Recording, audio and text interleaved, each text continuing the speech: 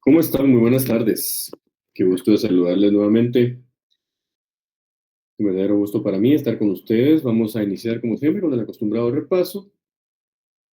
En la sesión pasada vimos, y yo intencionadamente cambié un poco, un tema netamente metodológico,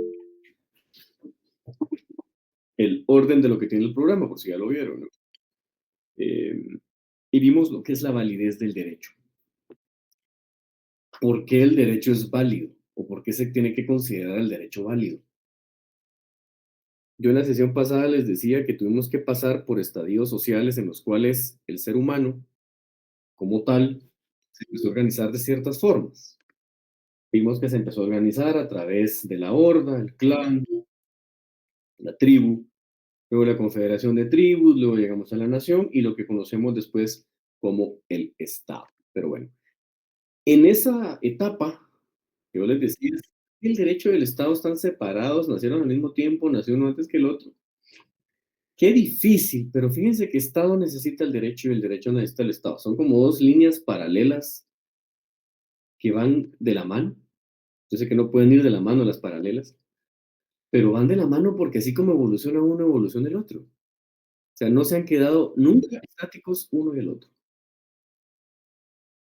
Les ponía ahí un ejemplo, tal vez uno de los vestigios que vamos a encontrar dentro de lo que es desarrollo humano, como por ejemplo que en la tribu, el ejemplo de los cazadores de mamut, ¿no? Se dieron cuenta que si uno de ellos faltaba, era posible que no cazaran al mamut y que incluso fallecieran algunos otros en el intento.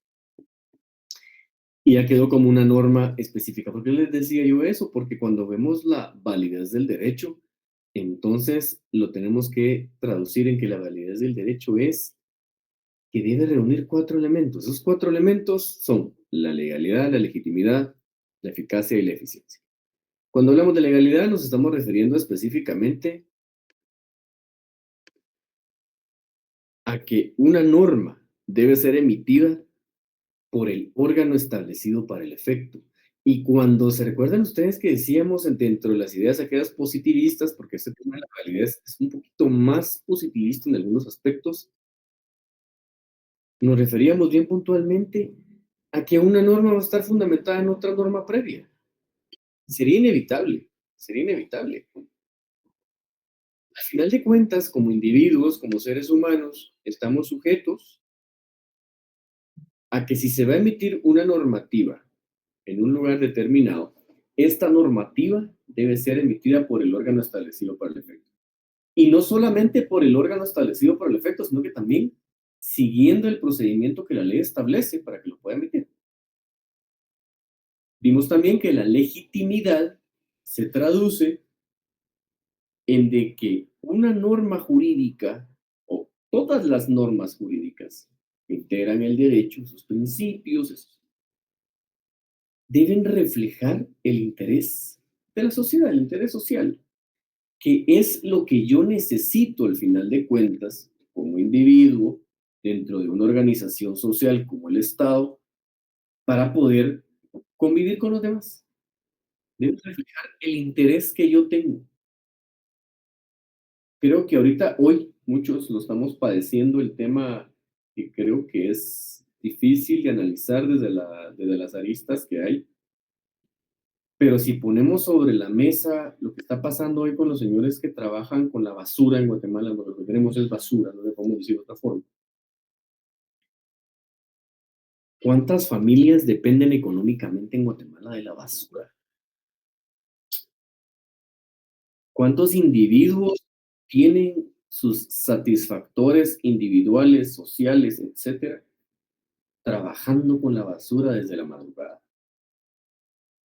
Eh, Donde yo vivo pasan súper temprano, por ejemplo, ¿verdad? Ellos pasan súper temprano. Y no es menospreciar el trabajo que ellos hacen, la loable labor que ellos hacen, pero yo en lo particular no me imagino llevando a cabo el trabajo que ellos hacen. La verdad que no. Entonces yo les pregunto a ustedes, ¿será que esa normativa emitida por el Ministerio de Ambiente y Recursos Naturales tiene legitimidad? Qué difícil Y cuando nos metimos a analizar el resto de los elementos de la validez de la norma jurídica, como lo es la eficacia y la eficiencia, si la eficacia es que va a producir el efecto deseado de esa normativa y la eficiencia es hacerlo con el menor costo social, la pregunta es, ¿será que las personas que diseñaron esta normativa lo hicieron en función única y exclusivamente de un ángulo de lo que es el beneficio que se puede obtener y no analizando todo el contexto alrededor? Qué tema tan complejo, qué tema tan difícil. Por un lado están los que dicen, bueno, es que estamos destruyendo el mundo, solo tenemos uno, nuestros hijos o nuestros nietos ya no van a poder caminar por la calle porque vamos a vivir en un lugar súper contaminado. Pero por otro lado, están los que dicen, sí, pero el día a día, el hoy, yo que la transporto, no soy el único que trabaja con eso, sino que probablemente su familia, muy probablemente, no su familia, pero hay gente que vive de la basura. Como me dijo alguien hace varios años, yo tengo oportunidad de trabajar en aspectos ambientales, en delitos ambientales, mejor bien dicho, en la basura hay dinero. Cuando dicen en la basura hay dinero es porque hay un interés específico de alguien. Siempre va a haber un interés detrás de una norma.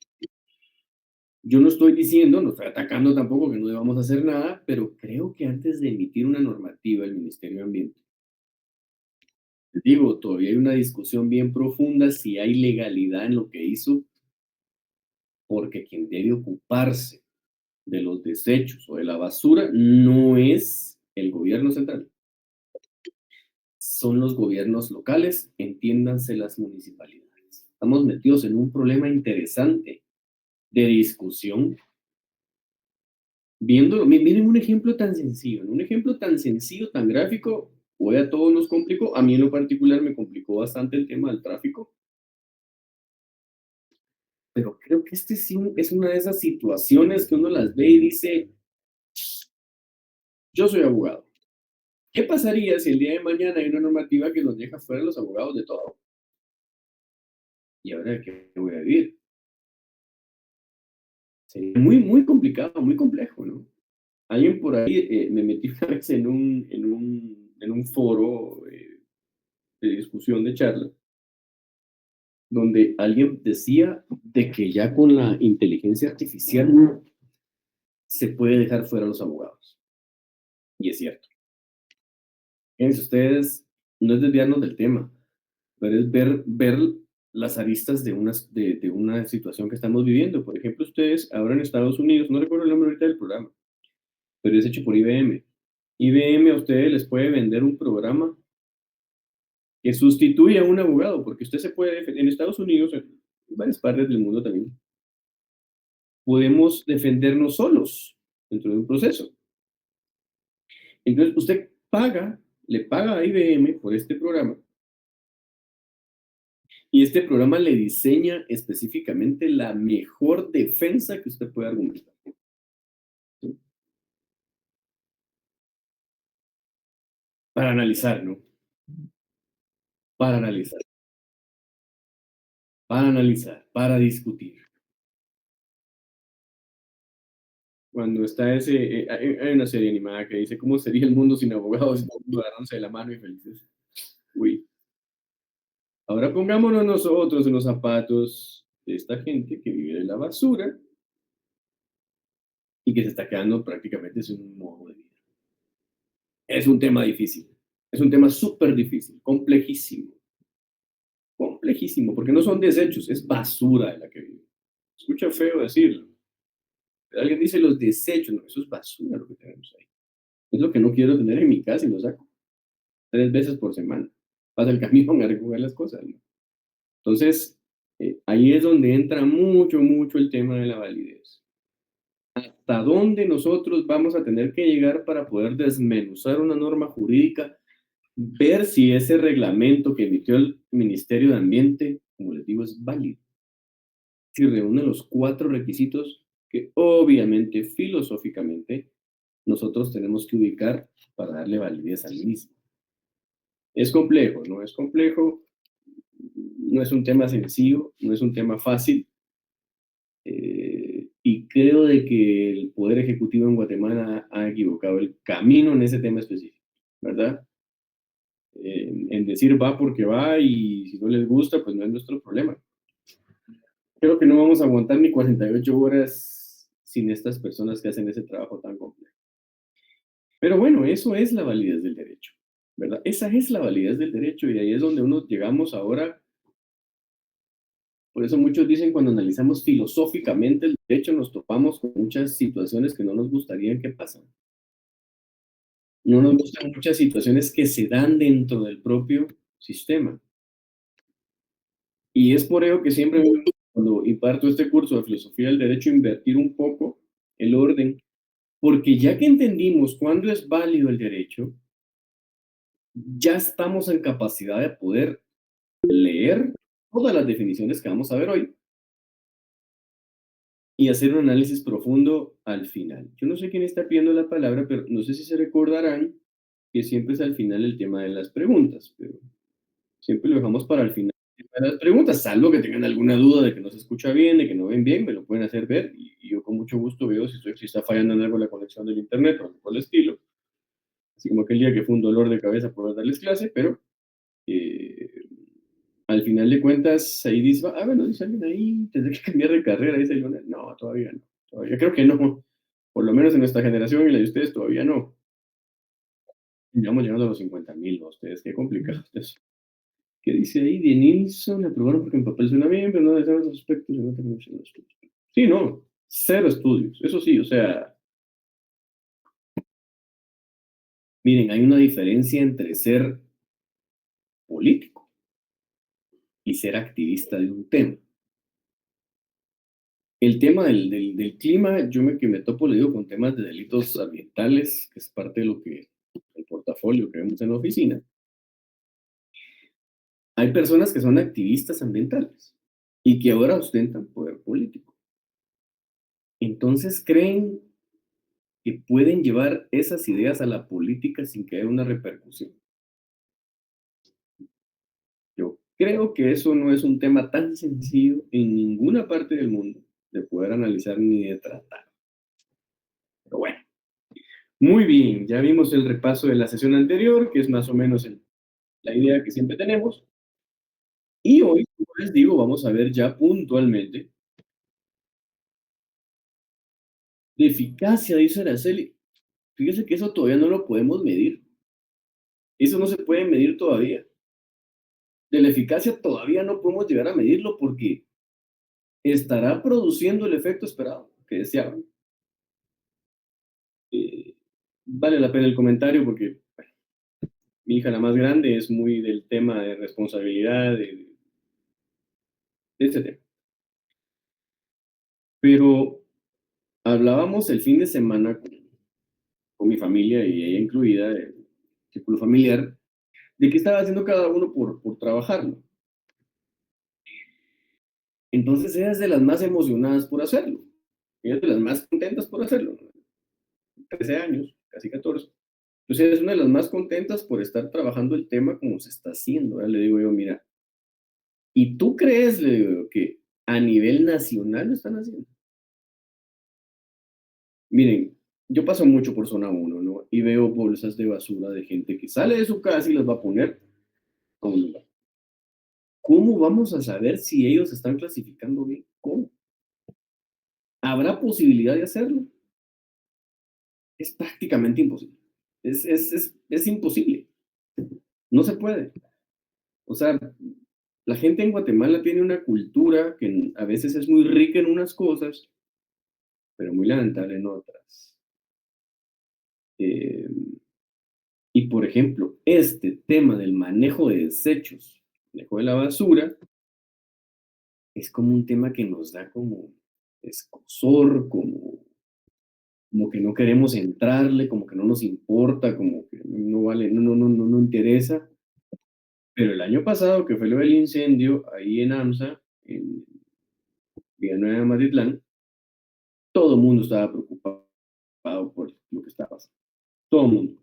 Ahí sí todo el mundo perdió la cabeza y que el gobierno y que tiene que haber algo, que tiene que pasar algo, pero es hasta que no enfrentamos una situación complicada que no vemos los efectos que esto puede tener.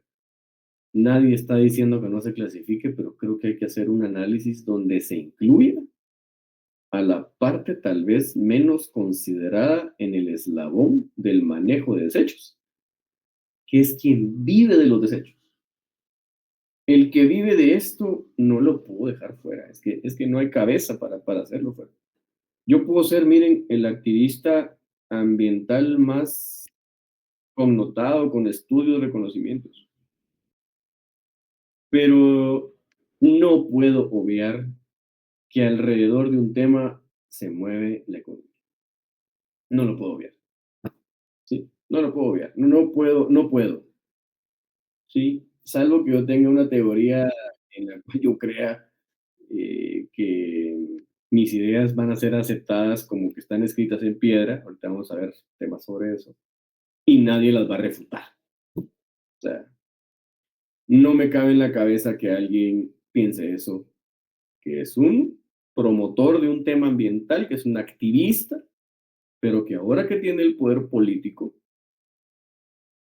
como se dice coloquialmente, no es lo mismo verla venir, ¿verdad? No es lo mismo que hablar con ella, no es lo mismo.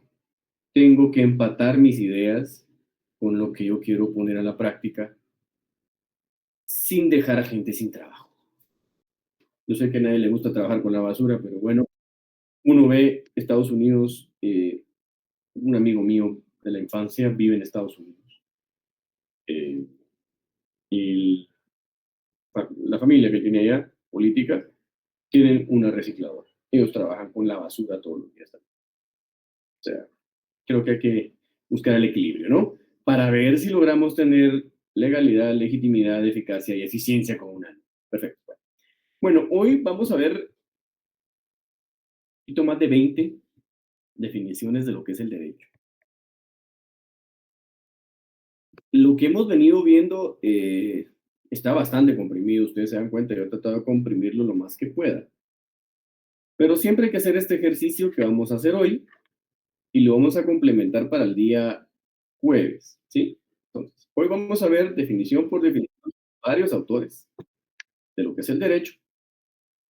Vamos a tratar de extraer lo más que podamos de cada una de ellas y al final, a modo de conclusión, armaremos una definición, la que ustedes deseen armar, quien la desee hacer, me la tienen lista el día jueves, ¿sí?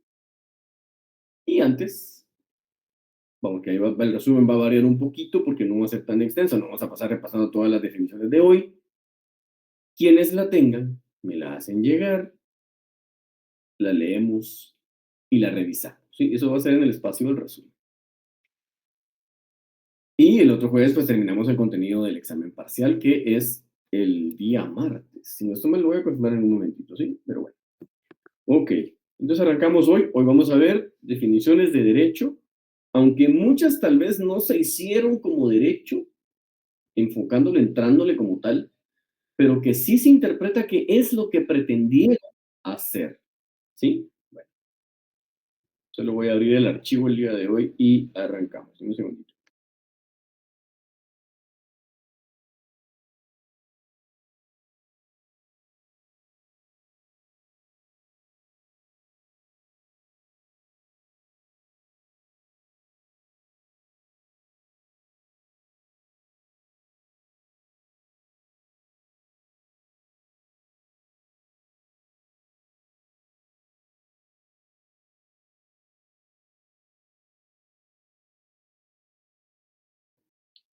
Muy bien.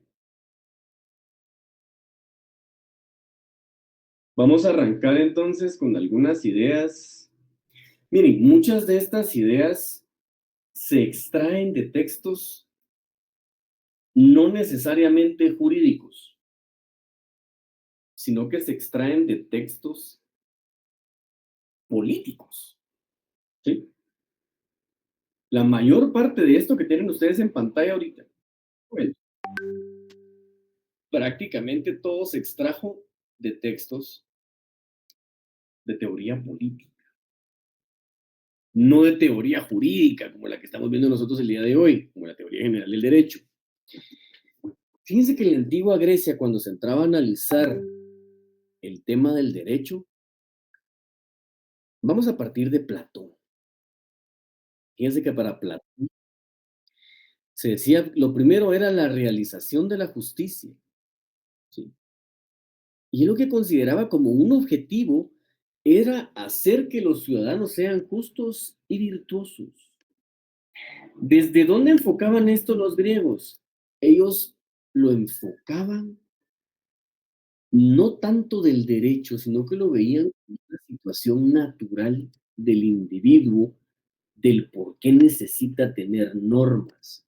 Y cuando decimos esto, si ven ustedes lo que considera Platón, que es la realización de la justicia, se enfocaban más en temas políticos que en jurídicos, y dentro de ellos estaba que un ciudadano, que un individuo fuera virtuoso, que un individuo fuera justo.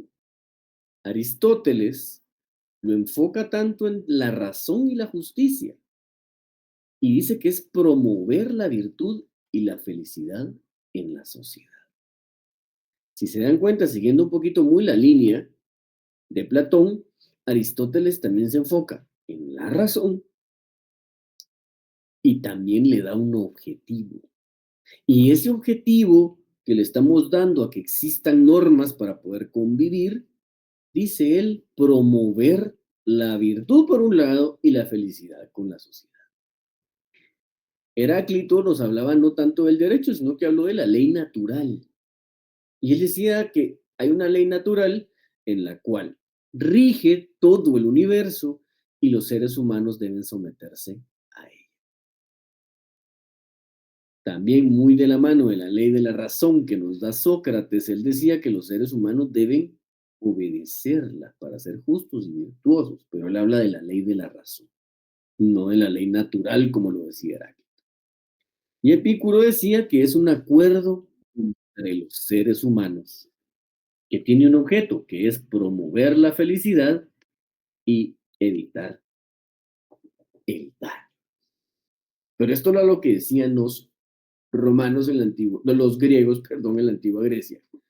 Ahora, ¿qué decían los romanos? Fíjense que los romanos son un cambio muy cualitativo, porque ya los romanos ya lo ven desde un punto de vista no tan político, sino que lo empiezan a analizar ya desde un punto de vista más jurídico. Por ejemplo, a mí me gusta mucho algunas, si ustedes pueden alguna vez a buscarse los pensamientos de Cicerón, son buenísimos, porque Cicerón decía, por ejemplo, que la razón suprema que ordena lo que se debe hacer y prohíbe lo que no se debe hacer. O sea, al final de cuentas, Cicerón decía, cuando hablamos de normas, cuando hablamos de derecho, nos estamos considerando que es una forma de justicia basada en la razón y la naturaleza.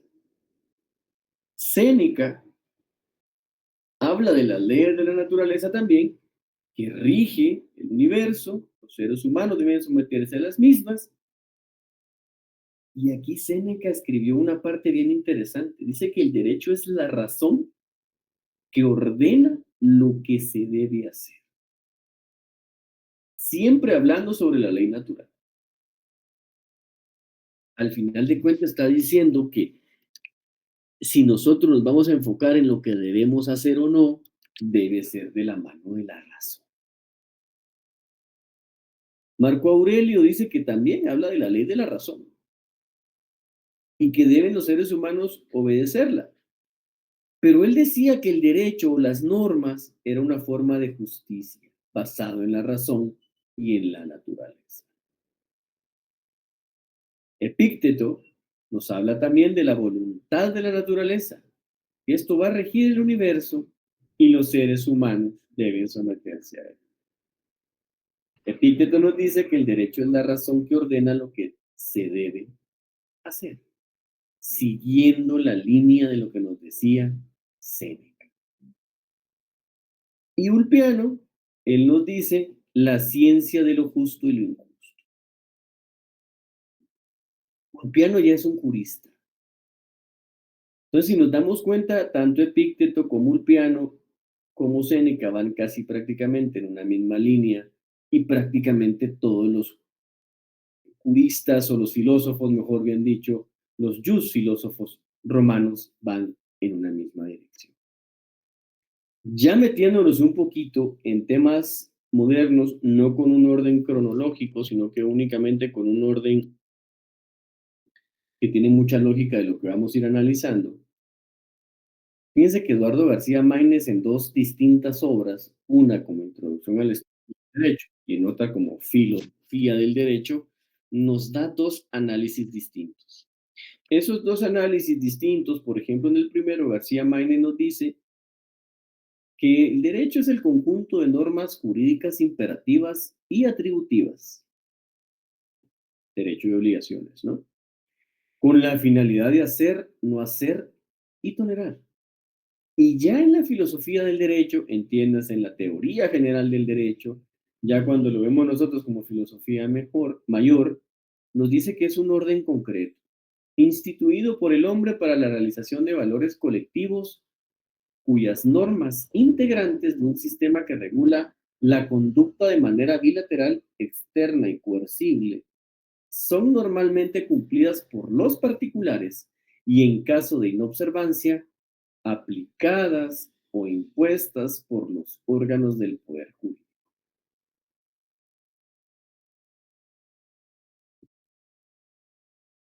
Al hacer este análisis, solamente con estas dos ideas de García Maínez, si nosotros vemos lo que él nos está diciendo es, de una vez, que debe haber una observancia obligatoria por el individuo. Segundo, que es un orden concreto. Y fíjense que cuando se habla de ese orden concreto, en esas cuatro palabras que él pone al inicio, cuando se hace un análisis, lo que está diciendo es que hay un orden concreto de conductas. Conductas que se le conoce como conductas de reparto, porque esas conductas de reparto se traducen en el rol que yo desempeño dentro de la estructura social. Si, por ejemplo, vemos mi caso como docente en este momento, yo debo cumplir con un reglamento como docente. Uno. Dos, yo también debo cumplir con dar las reglas claras a ustedes de cómo es la metodología, cómo los voy a evaluar, qué es lo que vamos a llevar a cabo dentro de lo que son el contenido programático, hasta dónde vamos a llegar en el contenido programático, que este curso es de los que a mí más me gusta impartir. Entonces, normalmente casi siempre lo completo todo, de hecho, casi siempre completo el 100% de los programas, pero también me da a mí derechos. A mí me da derechos, por ejemplo, tener una libertad de cátedra. En ese rol que yo estoy desempeñando, voy a tener derechos y obligaciones. ¿Qué pasa si, por ejemplo, yo no observo estas obligaciones que yo tengo? ¿Qué pasa si yo no me presento a dar clase? ¿Qué pasa si yo no imparto la clase? ¿Qué sucede si yo no paso el examen parcial? ¿Qué llegaría a suceder si yo no subo notas? ¿Qué pasaría si yo siempre llego tarde a clase? Esas son mis obligaciones. Y si yo no las observo, existirá un órgano que tomará una decisión para con mi persona. Siguiendo con las ideas de lo que estamos leyendo, hay un autor que es el que viene después, es un autor francés, siglo XVIII y muere en el siglo XIX, que es Carré de Malbert. Carré de Malbert dice que el derecho es la organización de la sociedad mediante la creación de normas jurídicas que regulan la conducta humana. Yendo a nosotros muy de la mano con lo que hemos venido revisando, nos damos cuenta de que estos autores van enfocados al tema de la conducta. Desde otra perspectiva o con otro objeto, San Agustín nos dice que el derecho es la ordenación de la razón para el bien común. Veamos ahora otro, es Kant. Immanuel Kant nos dice que es el conjunto de condiciones bajo las cuales la libertad de la voluntad de uno puede coexistir con la libertad de la voluntad de otro según una ley universal. Muy bien, hasta acá dejamos admitir compañeritos porque ya llegamos a la situar. Cuando vemos nosotros este razonamiento de Kant y lo que dice San Agustín, creo que vamos dándonos cuenta con lo que ustedes ya deben haber venido leyendo, cómo ir clasificando estas definiciones, cómo poder encuadrar, por ejemplo, las ideas de San Agustín y las de Kant dentro de las escuelas jurídicas que vimos y los postulados de cada uno. Recasén Siches, un autor, es un docente, fue un docente, mejor bien dicho, de la UNAM de México. México ha dado muchos aportes en materia jurídica. Él lo que hace en la definición que da de lo que es derecho, él dice que el derecho es la ciencia que estudia las normas jurídicas y su aplicación en la sociedad. Pero a mí lo que más me interesa de lo que dice Recasén Siches es las funciones que tiene el derecho en la vida social. Fíjense que si nosotros logramos extraer, por supuesto, es un tratado enorme de Recasén Siches lo que tenemos que leer para llegar a esta conclusión, no es tan sencilla. Y para quien le interese se lo puedo compartir, que yo lo tengo en digital. No debería compartirlo así, pero llegó a mis manos, mi conocimiento es gratuito muchas veces. Fíjense que de la obra de Recasén Siches, de su tratado de filosofía del derecho, podemos decir que las funciones que tiene el derecho en la vida social, él dice que son primero certeza y seguridad. Fíjense que esa certeza y seguridad ya explicada en materia de conceptualizarla y de definirla, la certeza y la seguridad jurídica que se traduce en la confianza que siente el individuo para con su ordenamiento. Significa de que yo sé que si existe una norma, esta se va a aplicar. De que si yo sé que tengo inscrito, por ejemplo, 10 bienes en el registro de la propiedad, el día que yo me presente a esta institución, yo podré obtener de las formas en las cuales reproducen cómo acreditar la propiedad que yo soy el titular de ese derecho, que yo soy el propietario de mi casa, que yo soy el propietario de mi carro. Esa certeza y seguridad que yo tengo de que en el momento en que yo necesite demostrar erga omnes un derecho, el Estado está ahí para respaldar. Por eso es que se habla tanto muchas veces de la certeza y de la seguridad jurídica que un Estado debe proveerle a sus ciudadanos. ¿Qué pasa, por ejemplo, cuando vemos el segundo aspecto de las funciones que tiene el derecho en la vida social? Dice que es resolver conflictos de intereses. Un divorcio. Un divorcio donde hay litis. ¿Sí? ¿El interés cuál es? Ponerle fin al vínculo matrimonial. Entonces yo sé que voy a acudir al derecho para poder hacerlo. Yo sé que la otra parte en la relación matrimonial fue quien dio la causal para que se termine el vínculo. Y el derecho me va a servir a mí para poder resolver ese conflicto de intereses. Otra de las funciones que nos dice Recasens y Siches es que organiza al poder político. En el caso nuestro, cuando hablamos de organizar al poder político, nos damos cuenta que tenemos en nuestra constitución política de la República de Guatemala los tres poderes, ¿no? La tríada clásica de poderes que hemos venido siguiendo mucho de las ideas independentistas de Estados Unidos y Revolución Francesa. El ejecutivo, el legislativo y el judicial. Pero resulta que en nuestro ordenamiento jurídico tenemos órganos que no son parte de esos tres. Y esos órganos que no son parte de esos tres, que están afuera, también están organizados con una función que debe llevar a cabo el Estado. El ejemplo muy, muy sencillo de entender, Corte de Constitucionalidad. Procurador de los Derechos Humanos, Tribunal Supremo Electoral. Son ejemplos bien gráficos. Contraloría General de Cuentas, por ejemplo. Con estos es sencillo entender cómo está organizado el poder político. ¿Sirve el derecho para tenerlo así? Por supuesto. ¿En dónde? En una norma. También dentro de esas funciones de Recasens Siches nos dice que limita el poder político. Nos dice hasta dónde puede llegar el ejercicio del poder, del que está ostentándolo el poder. Fíjense que en este límite al poder político, principios básicos como la alternancia, la alternabilidad del poder, cómo acceder al poder como tal, en esa limitación. Y también la legitimación del poder político. La legitimación del poder político se entiende en ese contrato social que nosotros hemos tenido con el Estado, en el cual, como titulares de esa soberanía, como pueblo, lo que vamos a hacer no es desprendernos de ella, ni se la vamos a dar a alguien más, sino que la vamos a delegar.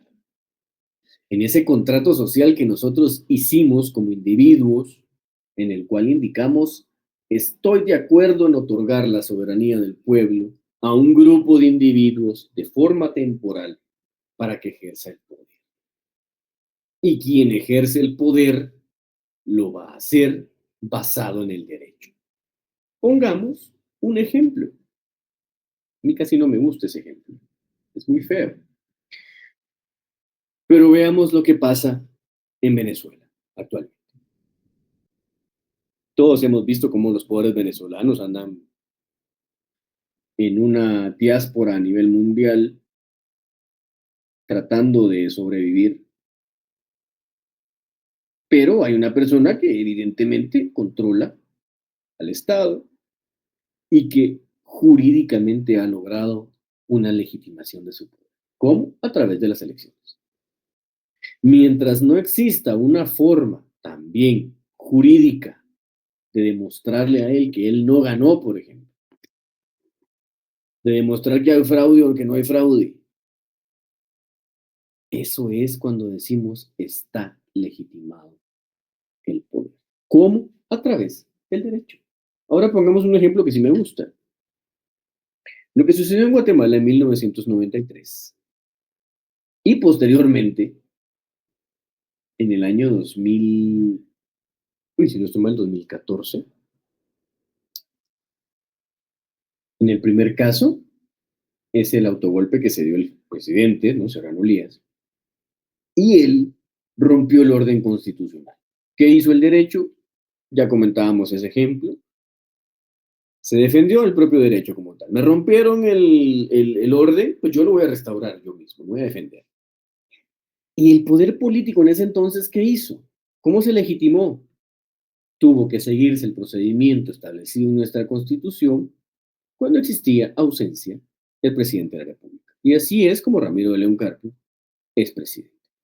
¿Qué pasó con Otto Pérez Molina? Otto Pérez Molina no es que le haya roto el orden constitucional. Él renunció, al igual que su vicepresidente. Renuncian ambos. Entonces, ¿qué hubo que hacer para legitimar el poder político? Seguir lo establecido en el texto constitucional para tener un nuevo presidente y vicepresidente. Eso es lo que yo extraigo como lo más positivo, en que incluso yo les diría, yo lo podría utilizar para armar una definición de derecho. Y cuando alguien me pregunte, ¿y de dónde sacó eso? Pues yo lo saqué de la teoría general del derecho de Recasens Siches, de las funciones que tiene el derecho en la vida social. Miren qué interesante es, como les digo, si uno solo ve la definición que él da, se queda un poco corto, ¿no? Porque incluso arranca diciendo es la ciencia, que estudia las normas y su aplicación en la sociedad. Pero cuando él profundiza en su tratado, lo que nos está diciendo es las funciones. Y aquí entendemos perfectamente a lo que él se está refiriendo en el estudio que se hizo de las normas. Porque limitarlo solo a normas jurídicas, el derecho particularmente no estoy de acuerdo. Ni tampoco a decir es una ciencia, ¿sí? Pero sí estoy totalmente de acuerdo con las funciones que él extrae que tiene el derecho en la vida social. Veamos otras definiciones. Romeo Alvarado Polanco, y un pequeño error imperdonable, porque es un autor nuestro, él lo que nos dice es que el derecho es un sistema coactivo de normas generadoras de autorizaciones y deberes que tiene por objeto ordenar de cierto modo la conducta de los hombres dentro de las relaciones sociales que establece, tendientes a la satisfacción de sus necesidades en una organización estatal determinada, con el fin de mantener dicha organización y lograr la realización de los intereses ahí inherentes. Es una definición bastante extensa, bastante profunda, bastante filosófica y cargada, tal vez podríamos decir, de algunos juicios de valor. Pero ¿qué es lo que tenemos que entender acá? Él le da una categoría a las normas, que son coactivas. Y cuando nosotros regresamos a Introducción al Derecho 2 y recordamos los conceptos jurídicos fundamentales, decimos, bueno, tiene sentido lo que está diciendo. Ahora, está diciendo que tiene por objeto ordenar de cierto modo la conducta de los hombres. Cuando dice ordenar, pareciera que a mí las normas jurídicas me están ordenando cómo debo ser. Y yo creo que no es tan así. No es tan de esa forma. Sino lo que me está poniendo a mí la norma jurídica es un catálogo de posibilidades acerca de un tema o varios temas. ¿Qué pasa, por ejemplo, si nosotros siguiéramos como las normas jurídicas en esta conceptualización que hace Romeo Alvarado Polanco? Si fuera exactamente como eso, el orden, no existirían figuras como, por ejemplo, la unión de hecho, porque entonces solamente podría vivirse contrayendo matrimonio. Esto es un poquito más enfocado a esos regímenes, por ejemplo, países árabes, donde, por ejemplo, dos personas, si es hombre, bueno, hombre y mujer, que tienen hijos, que viven juntos, pero no se han contraído matrimonio, ellos no pueden vivir en la misma casa. Es delito. En cambio, nosotros ya sí lo vemos un poquito más a nuestra realidad, creo que ya nos separamos un poquito de eso. Pero es una interpretación que la hace muy buena también, porque también nos está hablando de satisfacer necesidades.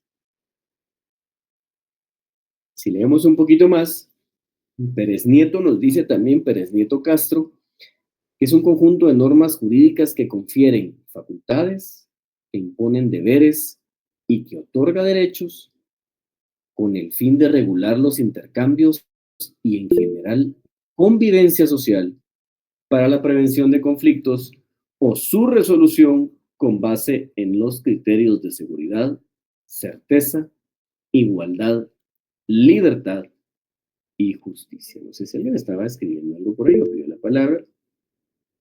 Licenciado, disculpe, no cambió de diapositiva. No, no ha cambiado todavía. Ahorita estamos en la misma, ¿sí? No sé si la logran ver ahí, pero no ha cambiado. Seguimos en la de Romeo Alvarado Polanco y Pérez Nieto Castro. No se ¿Sí? vio la 5 de licenciado. No, nos quedamos en la 4. Esta. Acá se habían quedado en la de Recasal Siches. Porque la que estábamos era en esta. Romeo Alvarado Polanco, Pérez Nieto Castro. Sí, pero la anterior tampoco la vimos, licenciado. Se quedó estático en la 4. O sea, esta de las funciones que tiene el derecho en la vida social no la vieron.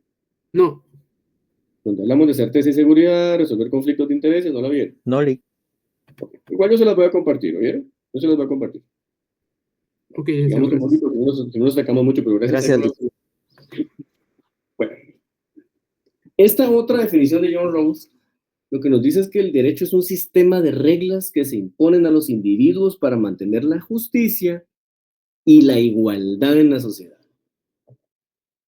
Esta lo que nos está dando de una vez es una categoría, porque nos está diciendo que hay reglas. ¿Cómo debo yo comportarme para tener justicia y ser un igual dentro del Estado? aunque no comulgo mucho con estas ideas, tenemos que analizar también lo que nos dice Marx, porque Marx dice que el derecho, él no lo define tan profundamente, pero esto es lo que se puede extraer de lo que él dice, que el derecho es la voluntad de la clase dominante erigida en ley, cuyo contenido está determinado por las condiciones materiales de existencia de dicha clase. ¿Por qué es que yo sí analizo esto, aunque no comulgo mucho con las ideas de él? Cuando nosotros analizamos nuestras normas jurídicas, nos damos cuenta que efectivamente, cuando existe una clase dominante, las condiciones de estas normas van a estar muy influenciadas por lo que este grupo dominante desea en ese momento. Voy a poner un ejemplo muy gráfico de cómo las situaciones en la vida cambian. En ese desafortunado pleito que tiene nuestro presidente de la República con la fiscal general, no debería de existir. Ese problema no debería de existir. Pero en su momento, quienes tuvieron el control, quienes tuvieron el dominio del Congreso de la República, por una situación de influencia incluso no nacional, sino un poder muy grande extranjero,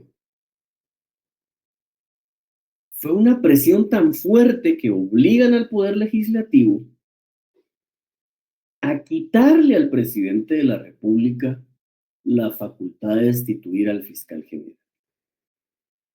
Que eso es imperdonable, ustedes.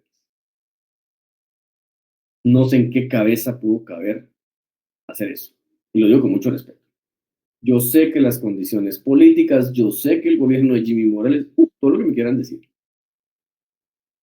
Pero cuando yo no analizo los efectos colaterales de una decisión en este momento, yo los voy a ver, van a repercutir más adelante.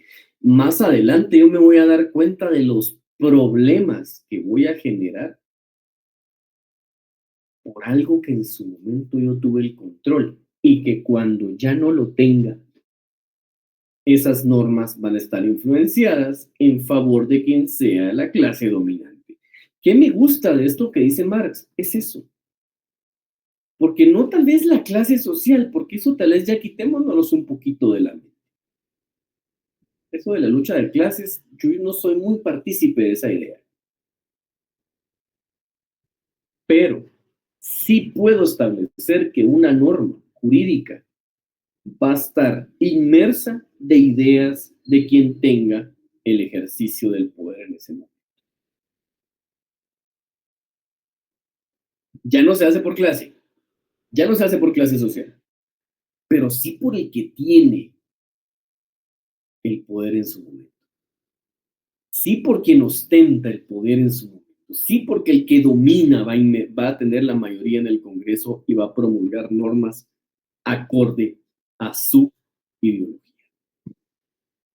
Que muchas veces no van a resolver ninguna de las necesidades que hemos visto, que para eso está el derecho, pero que posiblemente para más adelante van a repercutir en cosas incluso contrarias a los intereses sociales.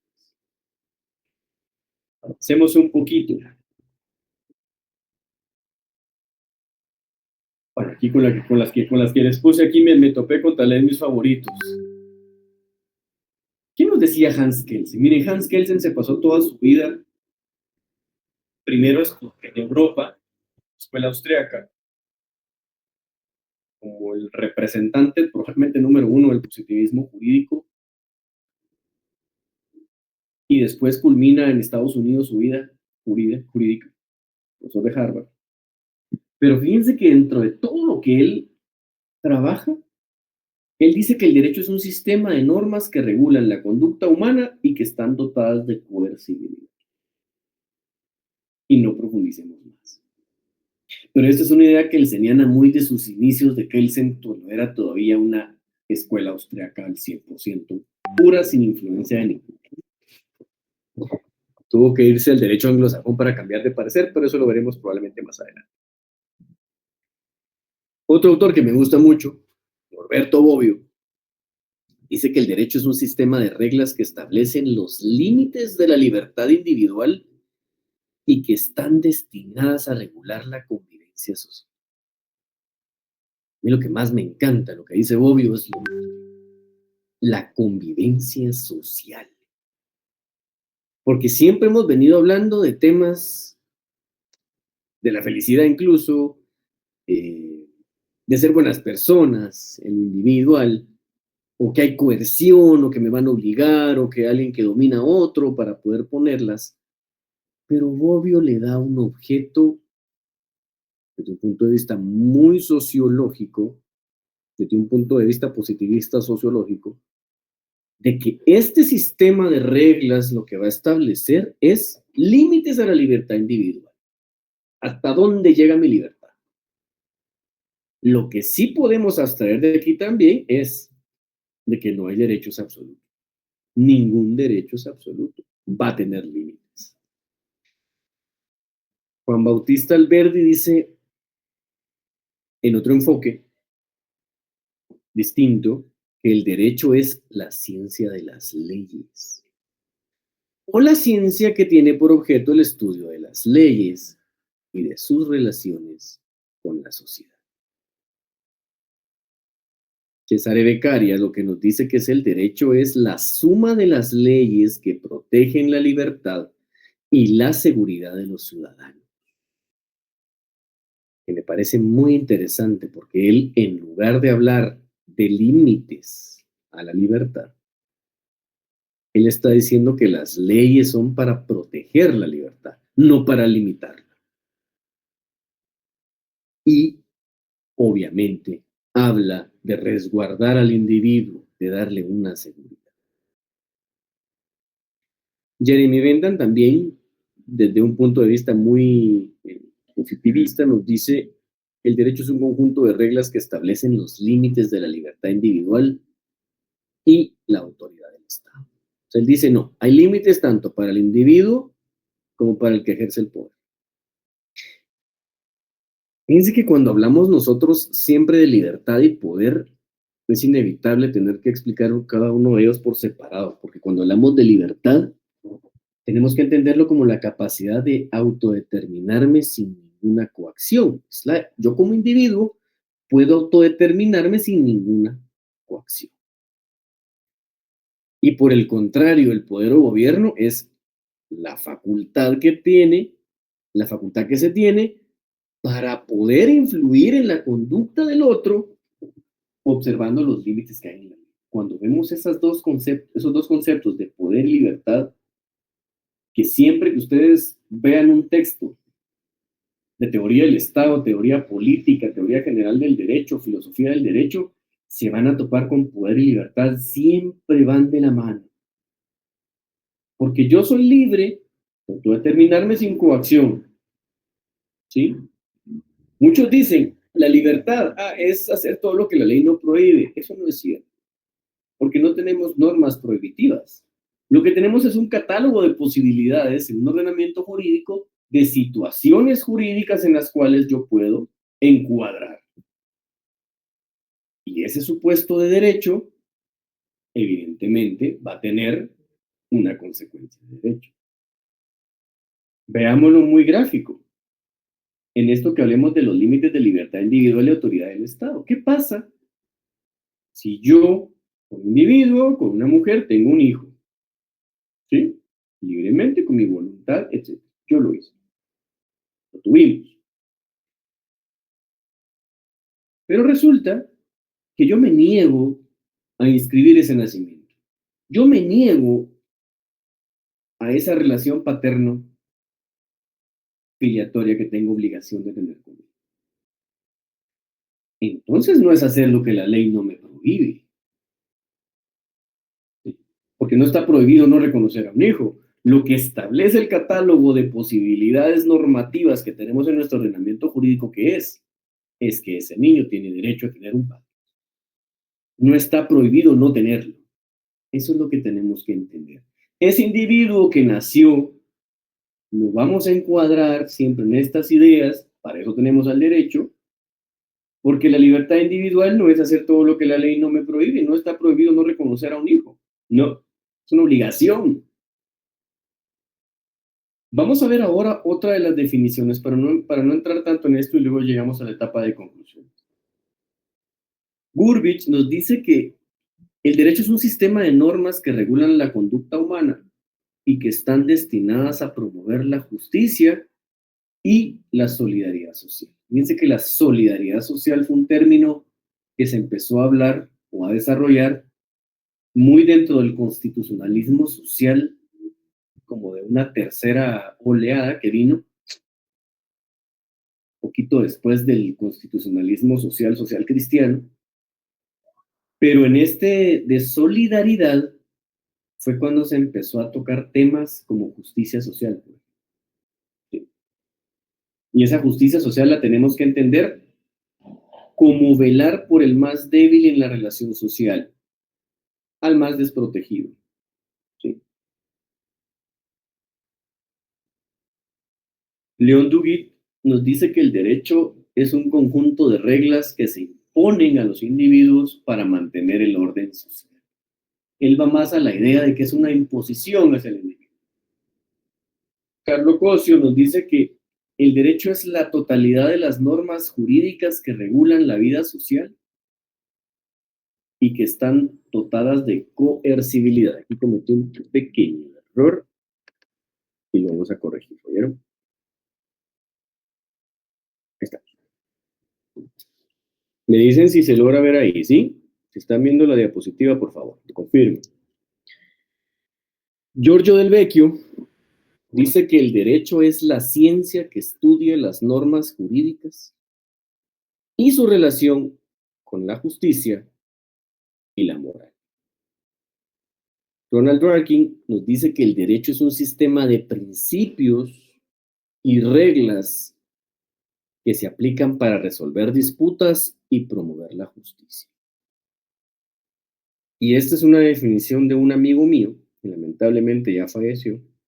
Fue mi docente en pregrado, fue mi docente en el posgrado, autor de muchos libros, Alberto Pereira Brusco. Él nos dice que el derecho es un sistema de normas de tipo coercitivas, emitidas por el Estado, que regulan la actividad del hombre en la sociedad, concediéndole derechos e imponiéndole obligaciones, cuyo fin es consolidar una relación social determinada.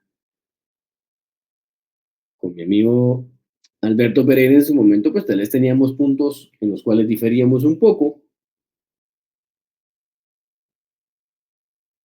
porque él decía que había una coercitividad en las normas emitidas por el Estado para regular algo. Ahora, yo sí estoy totalmente de acuerdo en algo que él nos dice ahí, y es que nos conceden derechos, pero también obligaciones. Y siempre se ha sostenido modernamente que el derecho debe de tener un fin, ¿sí? En este caso, él dice que es consolidar una relación social determinada, entiéndase cualquier situación jurídica en la que esté. Ya que hemos analizado a varios autores de lo que hemos leído, que posiblemente hemos reducido a un poquito más de 20, creo que 20 o 21 puntos de vista, algunos muy similares. Vamos a analizar ahora, a modo de conclusión, cuáles serían las funciones que tiene que tener el derecho. El concepto de derecho, cuando yo pienso en un concepto, que no es definirlo, sino en el concepto, ¿qué funciones tendría que tener el derecho conforme a la doctrina moderna de todo lo que hemos? Inicialmente, dentro de esas normativas, lo primero que vamos a ver es al derecho como un sistema de normas. Otra de las funciones que tiene que tener el derecho es como una herramienta de justicia social.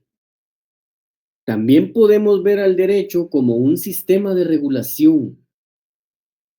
Lo podemos ver como una construcción social, como una herramienta de poder, como un sistema de protección, como una herramienta de resolución de conflictos y como incluso un sistema de regulación de la economía.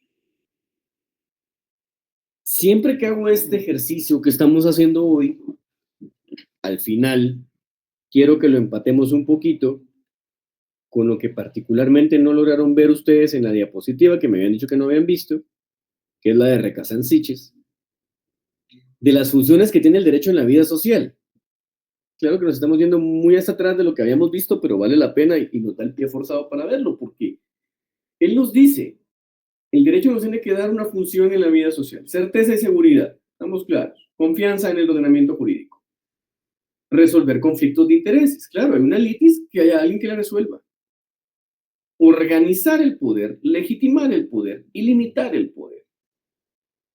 Si nosotros trasladamos estos 5 aspectos de las funciones que nos dice Recassan-Siches y nos vamos para acá, tenemos parte de cómo poder estructurar una definición. Fíjense que incluso yo podría arrancar una definición como decir que es el derecho. Es una herramienta de poder. Me voy para acá. Que le dota de certeza y seguridad jurídica a los individuos, que permite resolver conflictos de intereses y que organiza, legitima y limita el poder. Miren, si ustedes pueden hacer ese ejercicio de cómo poder estructurar, cómo poder aterrizar en una definición, y ustedes dicen, tengo argumentos para sostener esta afirmación.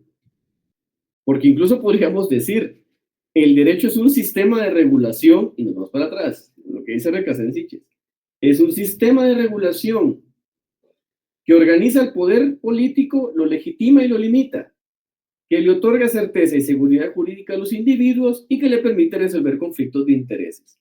Si ustedes tienen la facultad de poder hacer esto, es bien sencillo.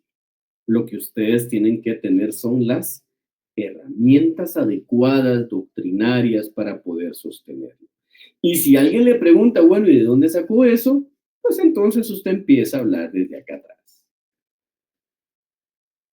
Se va para la antigua Grecia, incluso la puede poner más bonita. Porque incluso le puede poner, si usted quiere, que a mí me gusta mucho lo que dice Epicuro, es un acuerdo entre los seres humanos. Usted puede dar ese punto de partida. ¿Qué es el derecho? Es un acuerdo entre los seres humanos, ¿sí? Que legitima, limita el poder político, que otorga certeza y seguridad a los individuos. Y si quiero le puedo poner algo bien bonito que me gusta mucho que pone aquí Marx. Y que el contenido de las normas estará por las condiciones de que nos ostente el poder en ese momento. Miren, esa es la forma en que nosotros podemos estructurar una definición. Por eso cuando alguien me pregunta a mí un libro en filosofía del derecho, no quiero parecer abusar, no sé cómo decir la palabra, no quiero parecer pretencioso, pero es limitar a un libro, porque el autor está influenciado única y exclusivamente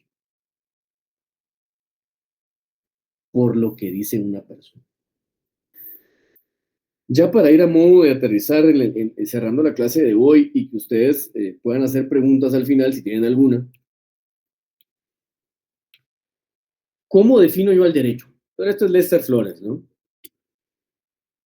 Para mí el derecho es un instrumento social, es un instrumento de la sociedad que está conformado por un conjunto de normas, principios y doctrinas que tienen por objeto el desarrollo individual, el desarrollo social y la convivencia social.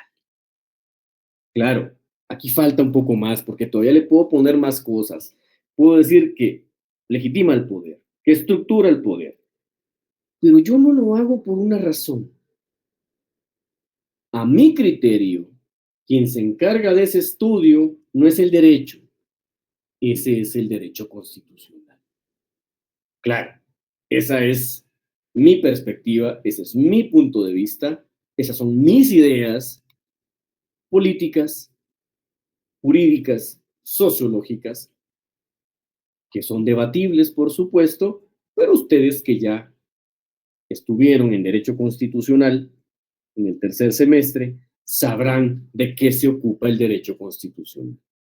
¿Sí? Muy bien. Vamos entonces al apartado final, como siempre, que es donde podemos resolver si ustedes tienen alguna duda o alguna pregunta. Igual como ustedes saben, al finalizar la clase yo les estoy compartiendo el material del día de hoy, tanto por esta vía como por la vía de clase. Así es que si tienen alguna duda o pregunta, me la pueden hacer en este momento.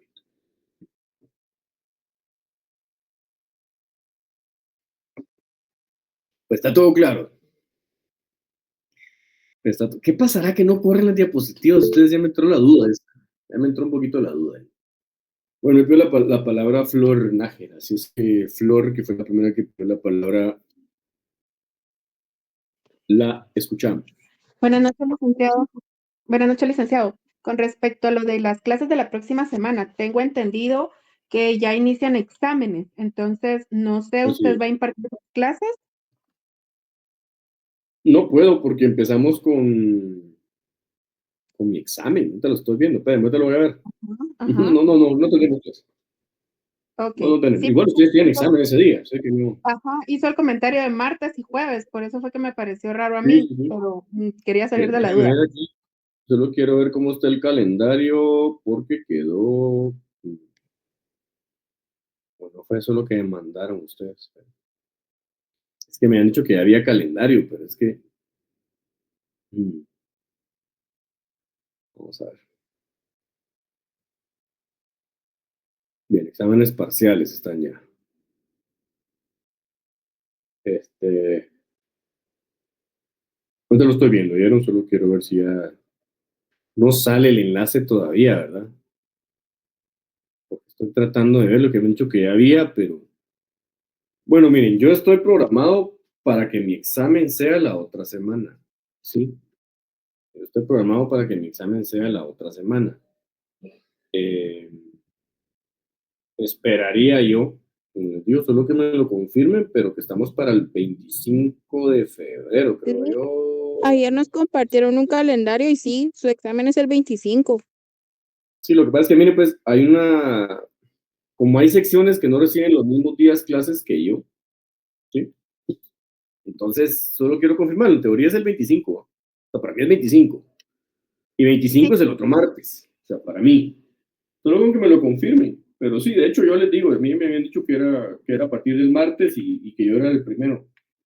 Entonces, estamos. y por ejemplo, tampoco no tenemos hora, entonces ni salón, o sea, son dos cosas que están Hora, pendientes de... horario de clase. Hora, Ok, horario de entonces clase. Muy parado. con usted Ahora, empezamos a las salón. 7. El salón, pues, como buen hábito que tenemos, tal vez ustedes no lo tienen tan bien formado todavía.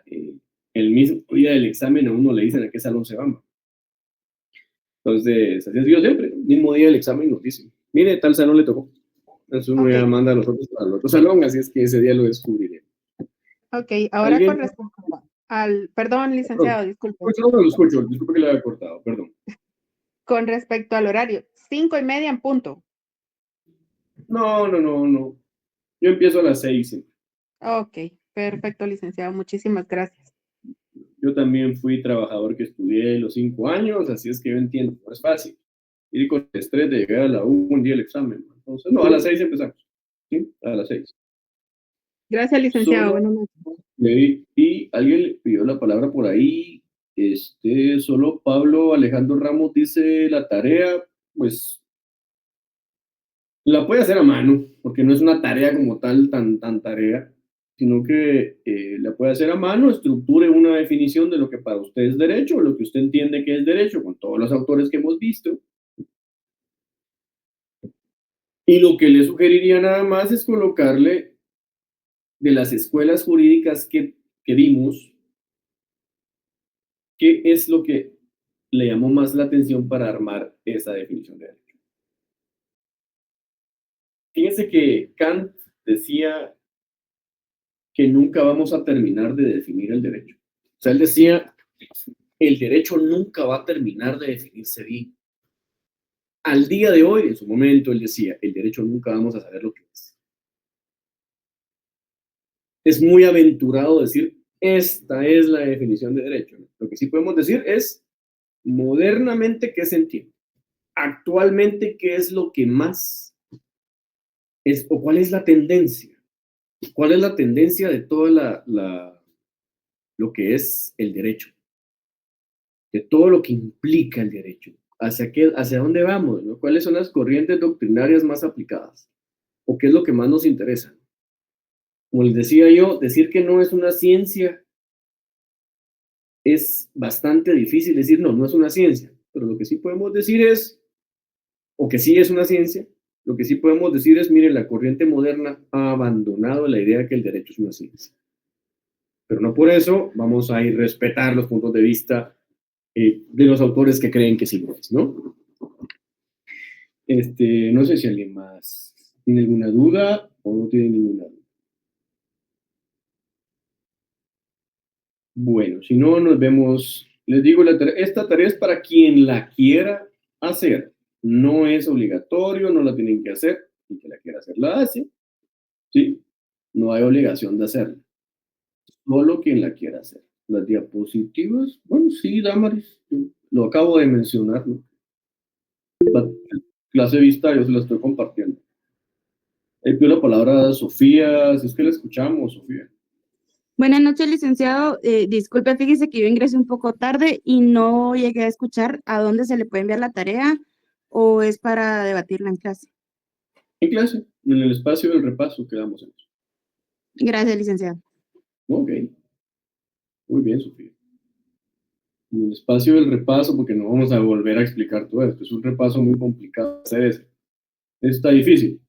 Este repaso lo hacen ustedes solitos, leen todo, y como ya les enseñé más o menos cómo es que uno hace las definiciones, que eso es lo que tenemos que hacer en todas las ramas del derecho. Ustedes. Miren, en todas las ramas del derecho este es el ejercicio inevitable que tenemos que hacer. No podemos decir, esta es la definición y no hay otra. No estoy tan de acuerdo con eso. Ahora bien, ¿en qué momento es que nosotros llegamos a hacer esto? En la teoría general del derecho, que es filosofía mayor, que es lo que estamos viendo ahorita. ¿Sí? Es lo que estamos viendo ahora, y cuando ustedes ingresen a posgrados de maestría y doctorados, es lo que van a estar obligados a hacer. Cuando ustedes hagan su trabajo de tesis, del pregrado, de los posgrados, el ejercicio que hicimos hoy es el que ustedes tienen que hacer con el tema que estén desarrollando. Eso es. Y bueno, lo dejamos hasta acá porque ya estamos casi sobre las 7. Es que bueno, un gusto. Nos vemos el día jueves. Pasen feliz noche. Feliz noche, licenciado.